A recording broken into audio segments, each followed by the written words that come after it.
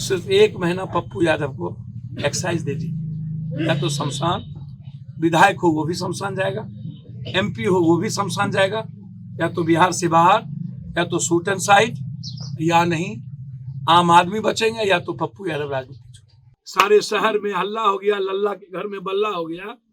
जहां देखिए वहीं पपड़िया चल दिया राजस्थान में नाचने। ये दोनों नचनिया का बेस्ट पार्ट है और मनोरंजन करता है पब्लिक का, और फिर पुनः उसको बाबा वोट ले लेता है। यदि इतना ही कायर और कमजोर व्यक्ति जनप्रतिनिधि बनता है तो वो लोकतंत्र के लिए और मानवता के लिए खतरा है। अब पहले जायसवाल जी को ये बताए ना कि रूडी जी के एम्बुलेंस में शराब और औरतें परोसी जाती है कि नहीं। ये जितने MLA और मंत्री MP हैं अपनी गाड़ी में या उसके फॉर्च्यूनर गाड़ी में माफियाओं के साथ क्यों बैठते हैं? या तो जमीन माफिया, या तो शराब माफिया, या तो ड्रग्स माफिया, या तो भालू माफिया। चित भी मेरी पट भी मेरी। आप तय करिए कि जो लोग दारू पिएंगे या जहां भट्टी चलेगी वहां पर जनप्रतिनिधि एक्ट को आप चेंज करिए।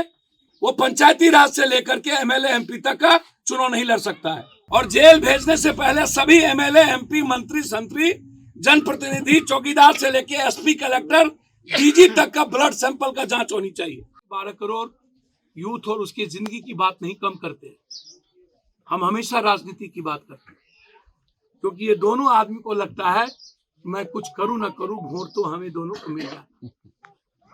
ये दोनों तय कर लेंगे, हमरा बिहार में तू नटवा, तोरा बिहार में हम नटवा। ये पबड़िया का खेल नहीं है। सारे शहर में हल्ला हो गया, लल्ला के घर में बल्ला हो गया। जहां देखिए वहीं पबड़िया चल दिया राजस्थान में नाचने। ये दोनों नचनिया का बेस्ट पार्ट है और मनोरंजन करता है पब्लिक का, और फिर पुनः उसको बाबा वोट ले लेता है। हिंदू मियाँ बैकवर्ड फॉरवर्ड, क्या मतलब? 1150 का सिलेंडर मिले या 119 रुपये का तेल 5 रुपया घटा के टैक्स फ्री कर दे अदानी अंबानी को, या 1100-800 रुपया का यूरिया मिले, या 11 महीना से किसान धरना पर बैठे, चाहे 34 रुपया का फॉर्चून 264 रुपया में मिले। मस्त है यह देश, मस्त है ये नेता। और अंतिम में एक लाइन हम आपसे बड़ा इंपॉर्टेंट कहना चाहेंगे।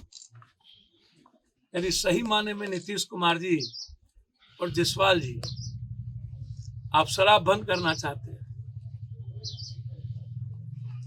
सिर्फ 1 महीना पप्पू यादव को एक्साइज दे दी, या तो शमशान, विधायक हो वो भी शमशान जाएगा, MP हो वो भी शमशान जाएगा, या तो बिहार से बाहर, या तो शूट एंड साइड, या नहीं आम आदमी बचेंगे, या तो पप्पू यादव राजनीति। कायर और निपुंसक की तरह, कमजोर आदमी की तरह और भीख मांग करके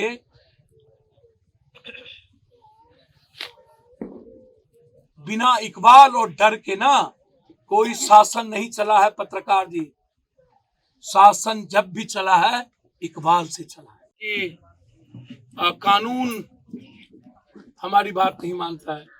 कभी कहते हैं थानेदार मेरी बात नहीं मानता है, कभी कहते हैं कि अपराध दरोगा के अंडर में होता है, कभी कहते हैं कि पदाधिकारियों के संरक्षण में शराब धड़ल्ले से यहाँ पर राज चल रहा है।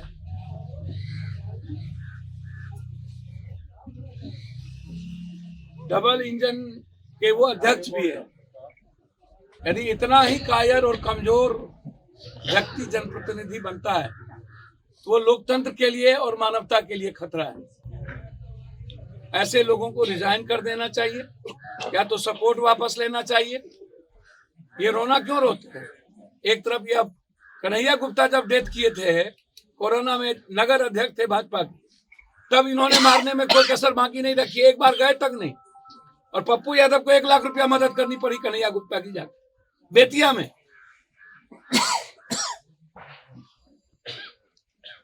यह जायसवाल जी कुछ बोलते हैं, सुशील मोदी कुछ कहते हैं, रूडी कुछ कहते हैं। अब पहले जायसवाल जी को यह बताए ना कि रूडी जी के एम्बुलेंस में शराब और औरतें परोसी जाती है कि नहीं। और कल जायसवाल जी जहां जिस गांव गए थे वहां हम 4 घंटा उस गांव में रहे, बेतिया में। ये 3 मिनट के अंदर जायसवाल जी भाग क्यों गए? और उनकी गाड़ी में विजय गुप्ता, सबसे बड़ा बेतिया का शराब माफिया साथ में था कि नहीं। ये जितने एमएलए और मंत्री एमपी हैं अपनी गाड़ी में या उसके फॉर्च्यूनर गाड़ी में माफियाओं के साथ क्यों बैठते हैं? या तो जमीन माफिया, या तो शराब माफिया, या तो ड्रग्स माफिया, या तो भालू माफिया। चित भी मेरी, पट भी मेरी, बड़ों के बाप कनियों के बाप।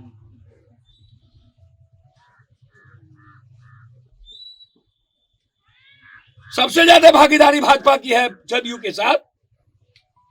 आप विधानसभा कॉल कीजिए, बुलाइए। और जनता के टैक्स से जिसका घर चलता है, चाहे वो विधायक पालिका हो, कार्यपालिका हो, न्यायपालिका हो, जनता के टैक्स से जिसकी बेटी, जिसका बेटा जो अकूट संपत्ति कमाता है, उस पर अकाउंटेबिलिटी लागू होनी चाहिए, जिम्मेदारी तय होनी चाहिए। लोकतंत्र में संविधान कहता है कि सबसे बड़ी जिम्मेदारी विधायिका की है।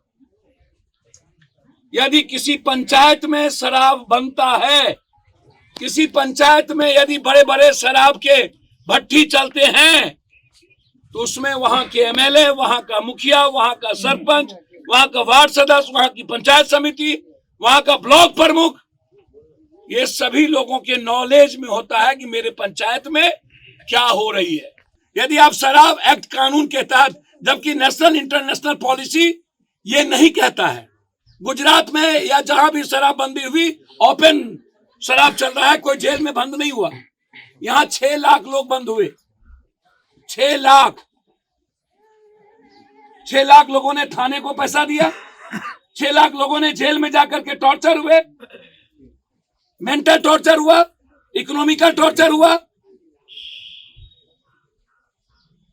और फिजिकल टॉर्चर हुआ।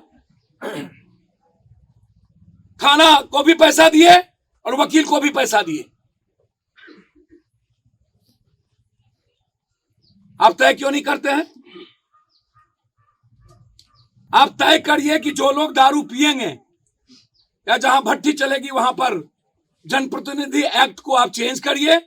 वो पंचायती राज से लेकर के एमएलए एमपी तक का चुनाव नहीं लड़ सकता है।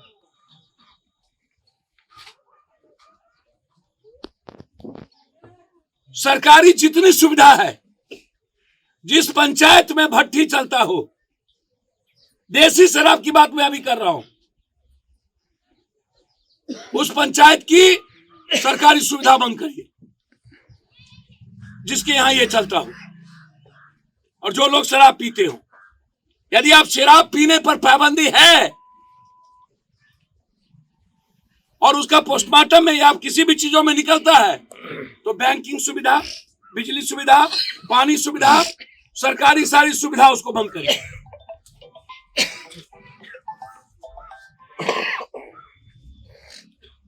और जेल भेजने से पहले सभी एमएलए, एमपी, मंत्री, संतरी, जनप्रतिनिधि, चौकीदार से लेके एसपी, कलेक्टर, डीजी तक का ब्लड सैंपल का जांच होनी चाहिए। आम लोगों को जो जेल भेजते हैं, ये लगभग विधायक, एमएलए, एमपी दारू पीता है, व्हाइटनर यूज करता है, गांजा पीता है, कोरस पीता है,